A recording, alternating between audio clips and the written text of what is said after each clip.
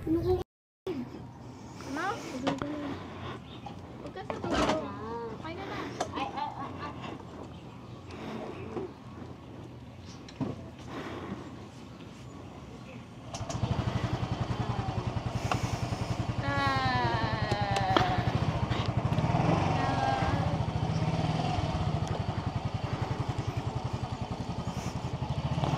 Kapit pa.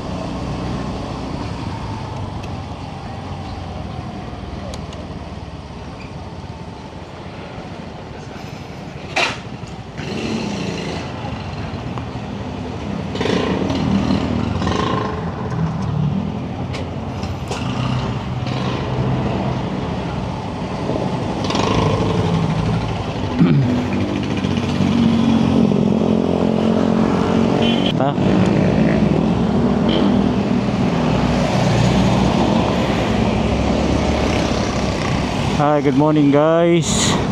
Magandang umaga sa inyo.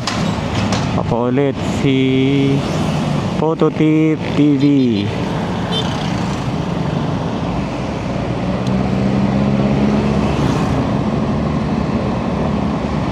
Hindi tayo magkakaroon ng quick ride, pakyat. As always, dito na naman tayo.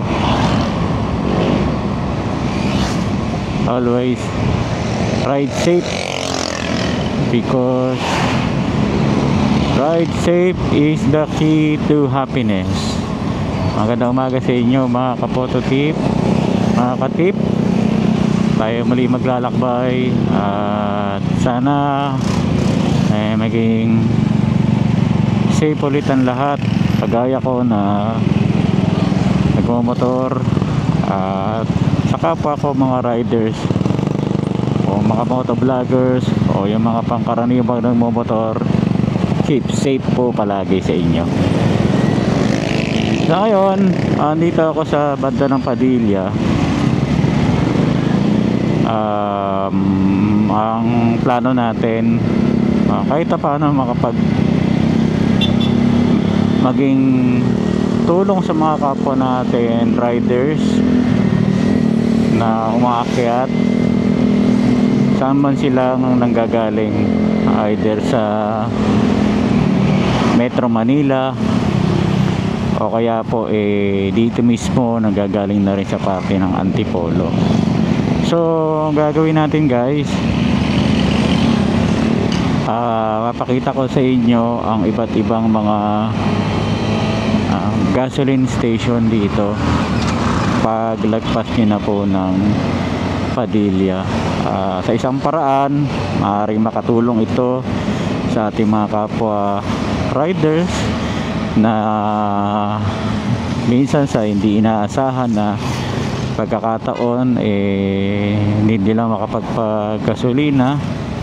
Although kung lagi naman na tayong nagra-rides dito, maaaring alam na po natin ang mga lugar. Pero sa ibang maaring mga first timer o yung mga hindi madalas na nakakaakyat pupunta ng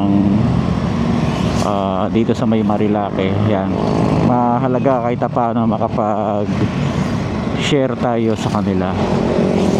Ngayon po ay araw ng Sabado.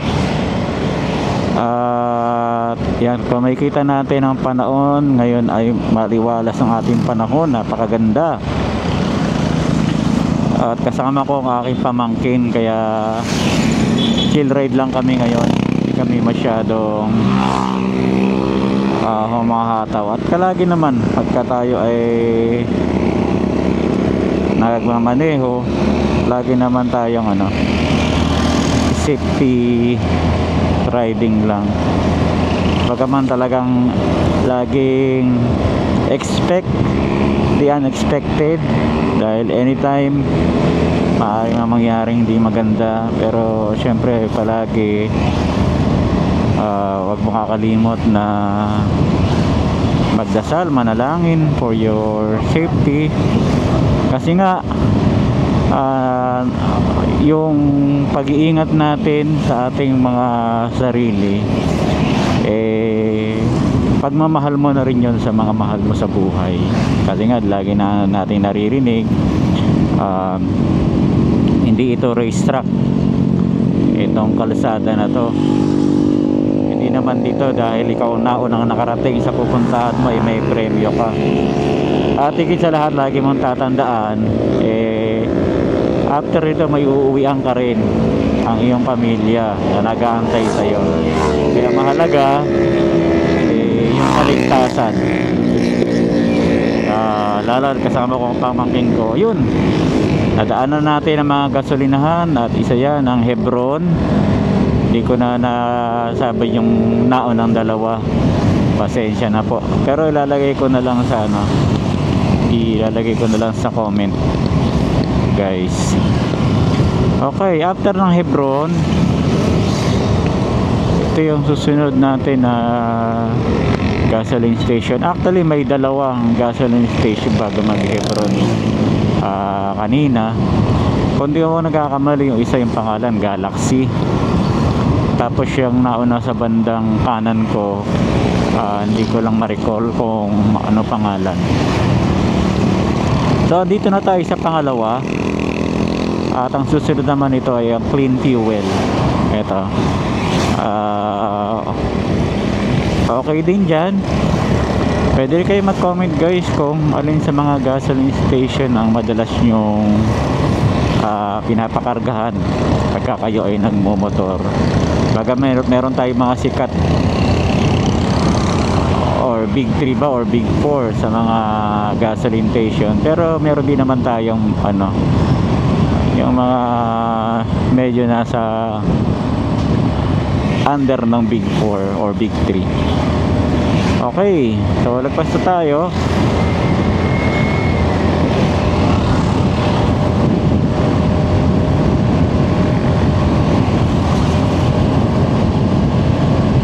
So palibasa ngayon ay araw ng Sabado, so expect natin na madami ang aakyat papunta ng dito sa may Marilake. Pero talagang mas madami kapag linggo, mas maraming umaakyat pagka araw ng linggo.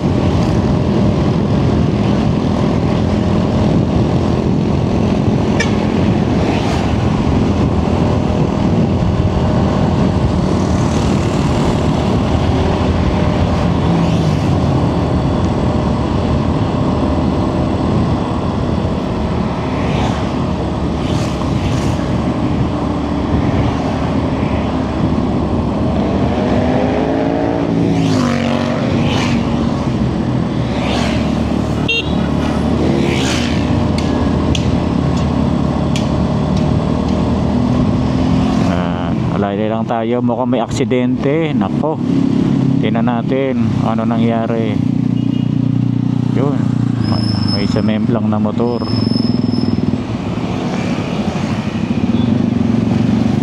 Hawak ba ba? Ayan, tingnan mo, may aksidente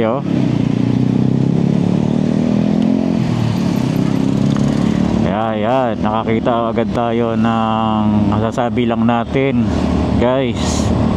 Yan, hindi pa natin alam ang totoong nangyari, pero dun sa pagkakita ko parang may involved yung, kung hindi ako nagkakamali, nakabike yata yung isa doon sa nakita ko. Pero babalikan na lang natin after my review. Check nyo na lang guys dito sa sa video ko. So yun nga, talaga lalo na kapag pag may nagbabike nasa unahan, kung maaaring maiwasan mo, Minsan kasi talaga may time parang nasasakop nila yung isang linya. Pero palibasan naman tayo may motor, pwede naman tayo wag nating ipilit, pwede naman tayo ang mag-adjust, no? Kaysa siguro maaring pinilit nung nagmomotor na mauna, maaring di rin nag-giveaway, hindi natin alam kung anong nangyari. Ngayon pa man, eto, lagpas na tayo. At buti na lang pagdating natin kanina, hindi pa masyadong build up ang traffic, at parang either na itabi na yung motor or doon talaga napunta. Parang bumagsak lang siya Anyway, sige. Lagpasan na natin yon. Ayan, okay. Pero ang kaanuhan naman, wala namang parang casualty na nangyari according dun sa nakita natin. Parang minor lang naman, at sana maayos naman kung sino man yung medyo na perwisyo kanina dun sa sa nangyaring incident. Okay, tuloy-tuloy na ulit tayo, at dito na tayo ngayon. Safe lang ulit tayo palagi. Yan. Dito na tayo papunta ng eskwelahan at papunta rin sa ospital. Yan. So nagmamadali, marami nagmamadali, pero tayo lagi lang mag-ingat. Yan.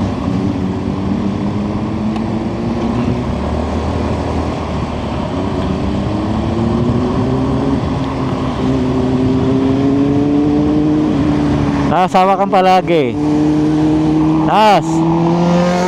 Wag ka lagi lingon ng lingon, hawak ka lang.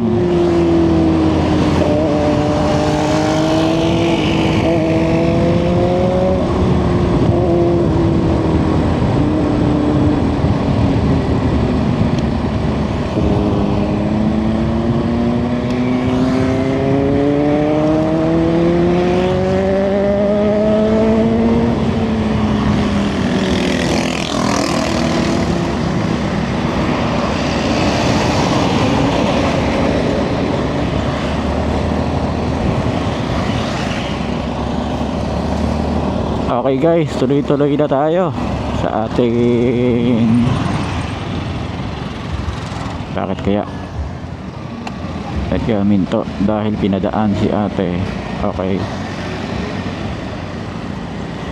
dito na tayo. Ito yung lugar ng paakyat pag pupunta ka ng Sapinit, dito sa may bandang kaliwa. Yan, dyan din ang Upper Wawa Dam. Okay.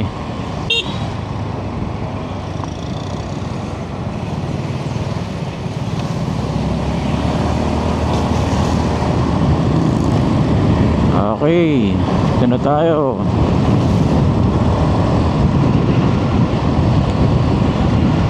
Oops. Check natin ulit. Madami na naman tao dito sa bandang kaliwa. Actually maganda rin talaga ang view dito. Ayan, kung gusto mo mga basic, mga simple view, yan, yan lang ganda na yung paligid din. Nakakita ka na ng magandang scene dyan sa overlooking na yan. Okay, so far ito next na gasoline station na nakita ko, ang Shell gasoline station. Gasoline station, not sure, pero palagay ko kundi man ito ang pinakamalaki, pero isa to sa pinakamalaking gasolinahan dito sa Marilake. Paboritong tambayan ng mga umakyat, mga nagmi-meet up bago umakyat, at meet up din naman to ng mga gustong makapagpahinga ng konti bago umuwi, lalo na yung mga taga Metro Manila. Pero sa kagaya ko, although ako ay taga Antipolo, pero pag pauwi ako, madalas napapatambay din ako dyan, lalo na pag gusto mong yan, mag CR, umihi, merienda ng konti, yan ang puntahan. Okay, next stop na tayo. Okay,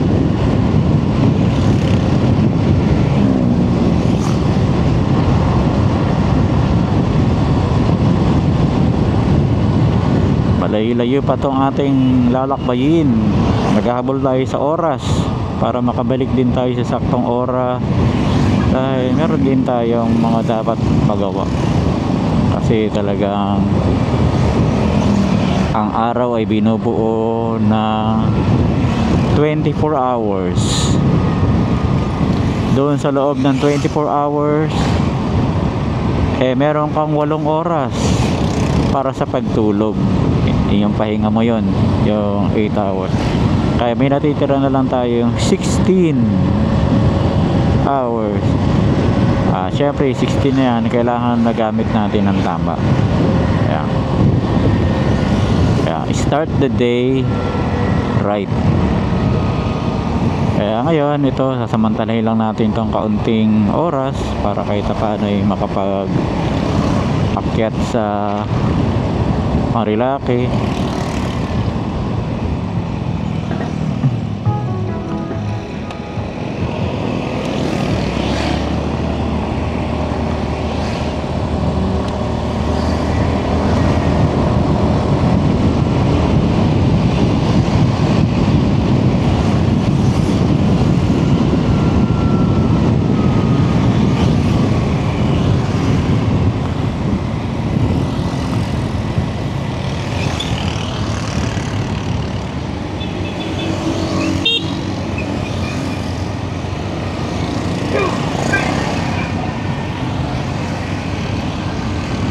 Dami sasakyan dito, dami nakapark. Ano kaya event dito sa lugar na to? At wala na rin yung nagtitinda palagi ng ng mga damit at mga jersey.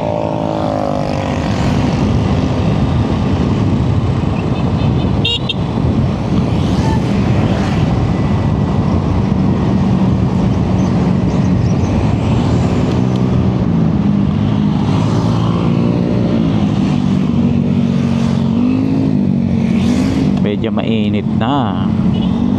Late na rin kasi tayo umakyat yan, 8:16 na pala.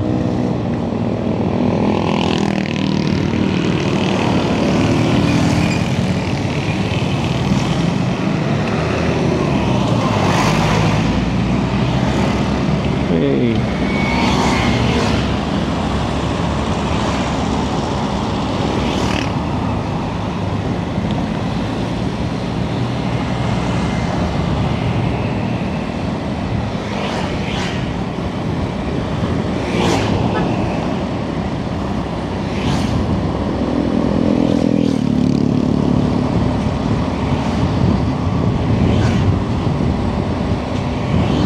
Dito na tayo sa Veterans. Yan, wala na yung mga tindahan dito sa kanan ko.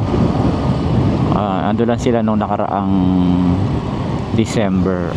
Itong area na to, yan, magandang puntahan niya pagka ikaw ay magpa-practice pagbaguhan ka sa pagmumotor. Yan yung magandang practicean talaga.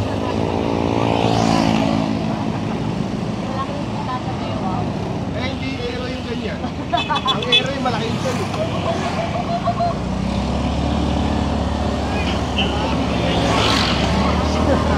Unahin na natin to. Marami-rami sila. Kailangan makabuelo agad tayo.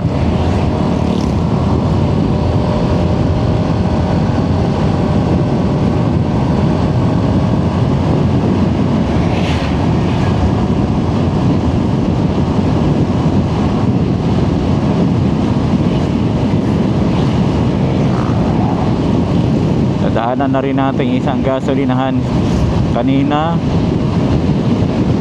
Hindi ko na rin nabanggit anong pangalan ng station na yon.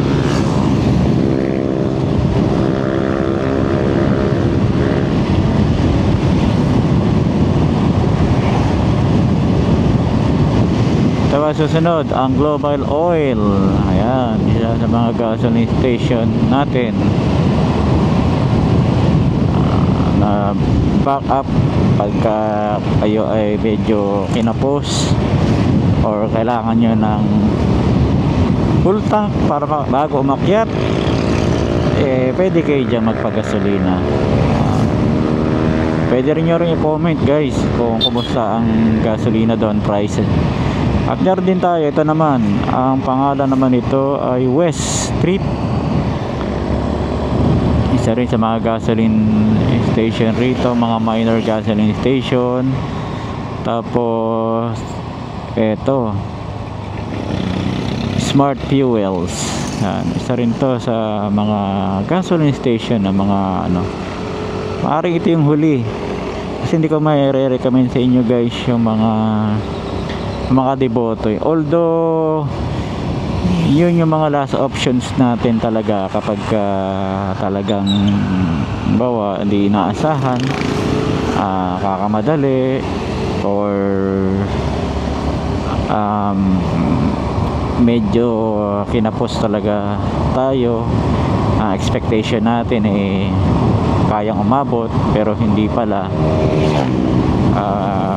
Last option na yun kung talagang gagamitin natin po yun, pero hindi ko talaga ni-recommend yung mga deboteng nabibili.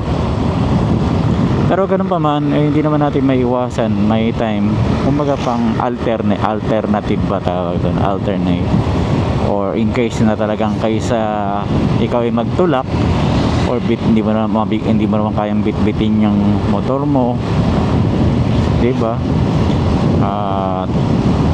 Wala ka namang sasampahan ng motor kung gusto mong kaya yun, last option talaga yun. Makikita nyo rin dito, along the way may mga naman, may mga makikita naman kayo nagtitinda ng mga debote. Okay, thank you guys sa mga nagtiyaga. Kami po ay buwebelo na paakyat, although kami ay magchichill ride lang ng aking pamangkin. Salamat po sa inyong palagi ng pagsuporta.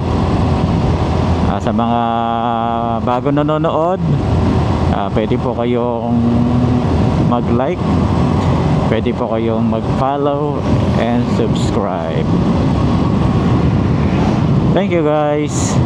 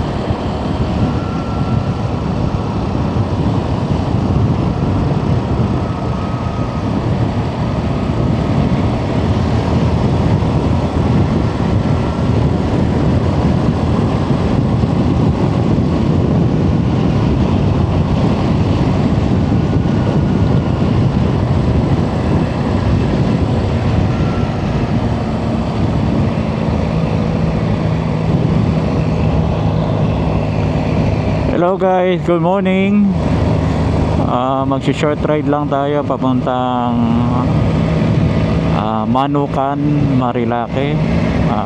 Saglit lang ito.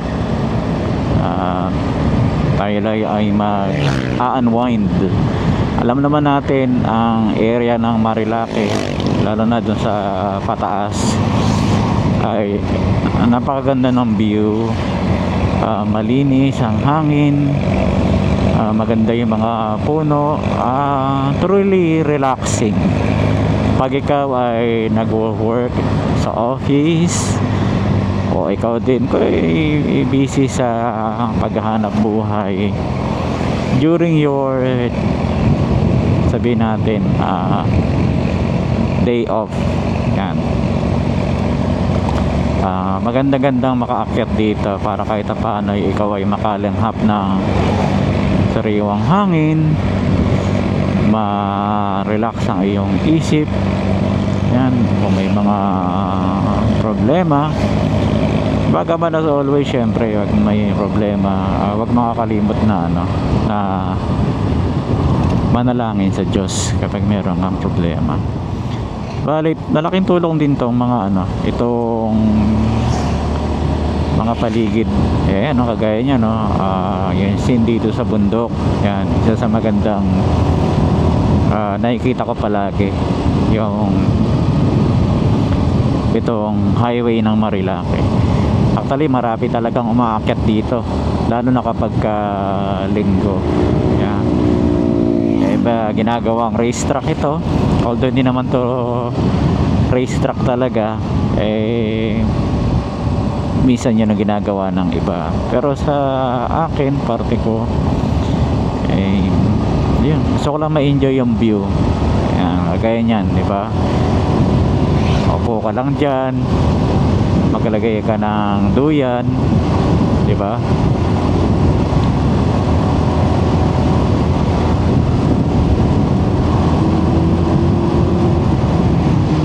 Huwag ka lingon ng lingon. Hayaan mo lang yan, hayaan mo lang sila.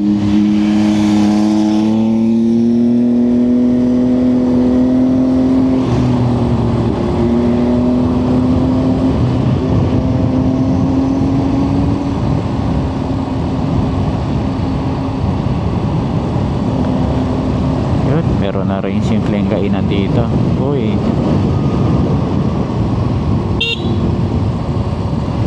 okay, nandito na tayo mga cameraman.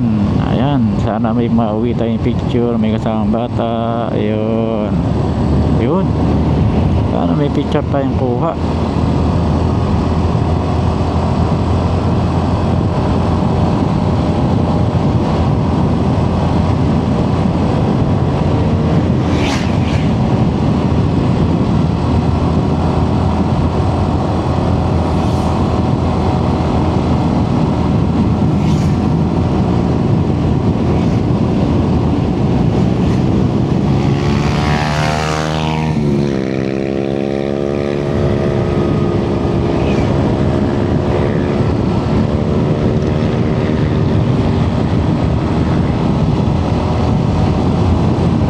Labig na rito.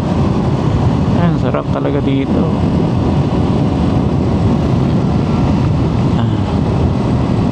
Sarap lumanghap ng sariwang hangin.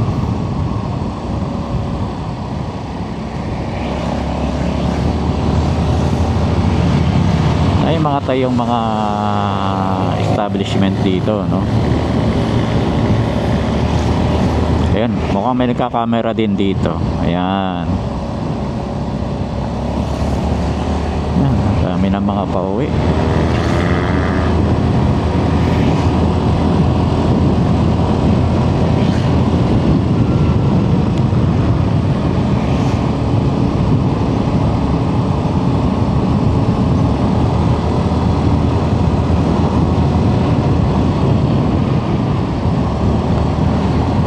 Punta lang tayo ng Manukan. Ayan, saglit lang tayo doon.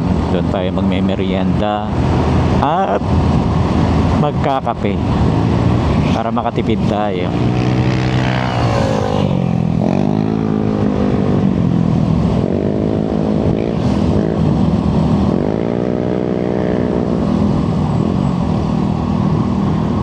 ganyan, no? Upo-upo ka lang dyan, no? Tambay-tambay lang. Tapos may bahay pa rito.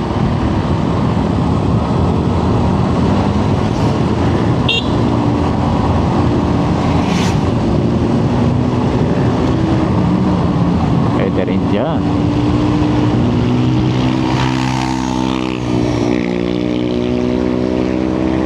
Pwede rin naman. Kaso may sakyan pa rin din sa unahan eh. Kaya wala rin. Slow na lang tayo. Yan, ganda rin dito.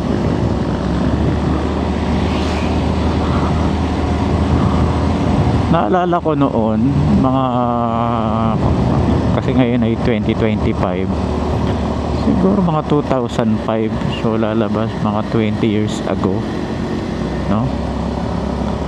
Mga 20 years ago na itong Marilaki halos wala pang umaakyat. Hindi pa gaano akyatin to ng mga motorista.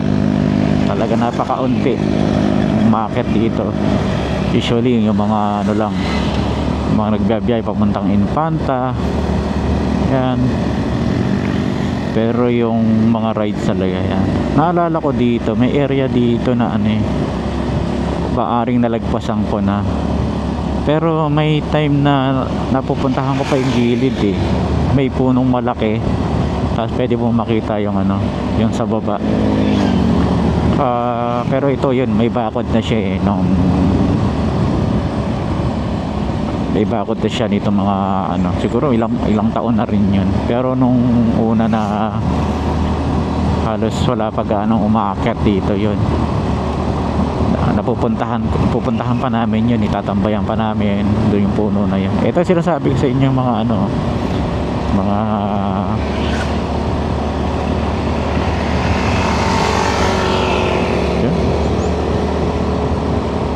okay, layo pa tayo. Saglit na lang. Siguro mga maaaring 10 minutes. Ito na natin.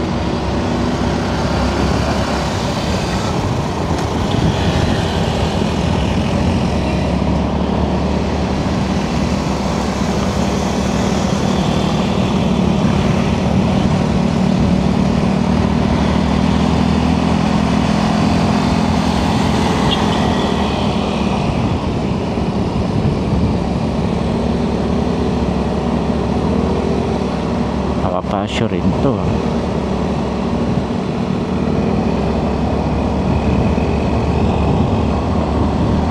Lamig. Sobrang lamig dito. Oh, lamig.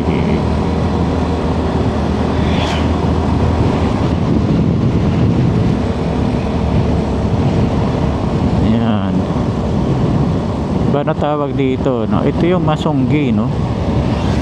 Yan ang hindi ko pa napapasyalan. Pero maganda rin daw dyan eh. Dyan maganda magdaos sa mga team building.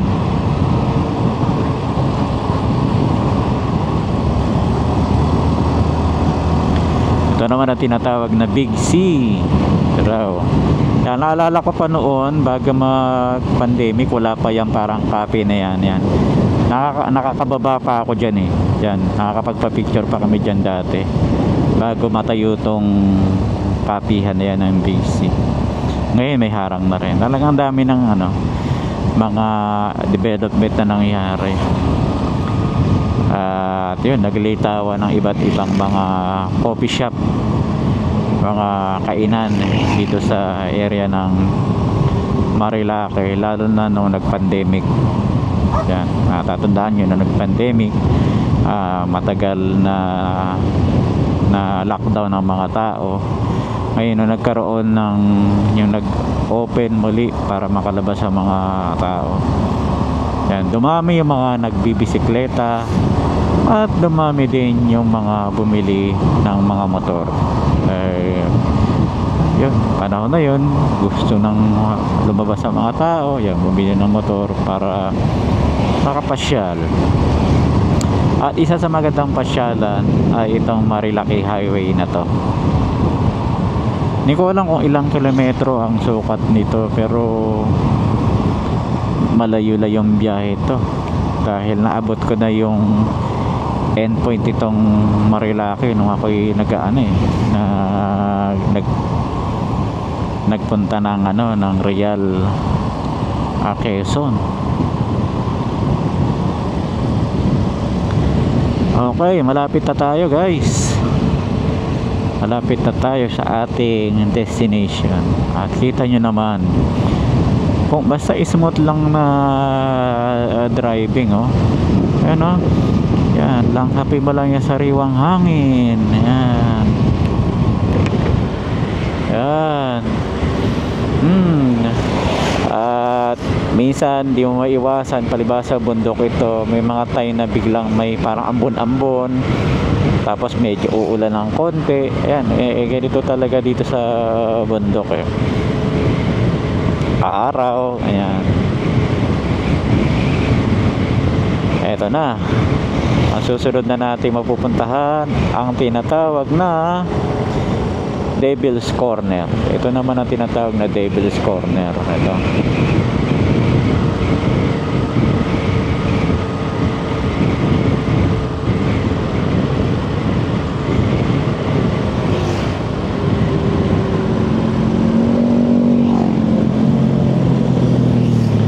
Dito sa Devil's Corner, yan. Dito tayo. Yan. Sarap-sarap din dito maneho rito. Yan, dito rin maganda rin tumambay dito, yan lagay ka lang ng upuan, o kaya kung meron kang duyan, yan, magduyan ka lang dito. Yan. Yan, kahit saan dyang area na yan, ayan, kasi kaganda ng mga puno dyan, ayan, yan. Yan. Diyan lang kayo. Pero maganda kung tatanungin, maganda yung may harang. Kagaya niyan, may harang na puno. Kasi hindi natin inaasahan na may biglang mangyayaring hindi maganda, at least protected tayo, Yan.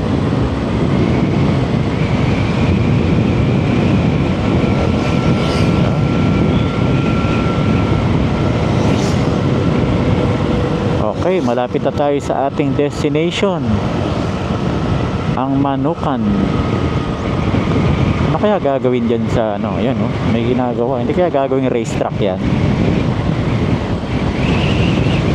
Okay, dito na tayo. Syempre kasama ang pag-stop over. Okay, Manukan, here we go. Hanap lang tayo ng magandang pwesto.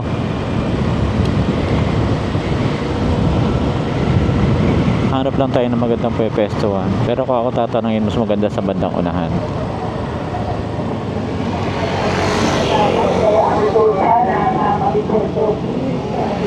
Wala tayong pwesto. Nako, doon tayo sa harapan magpwesto.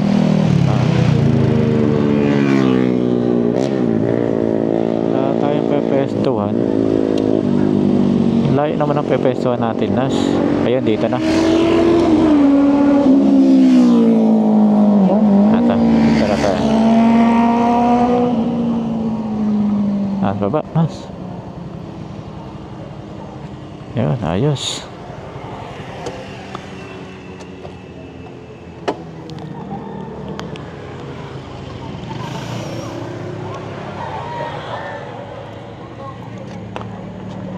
Dito tayo.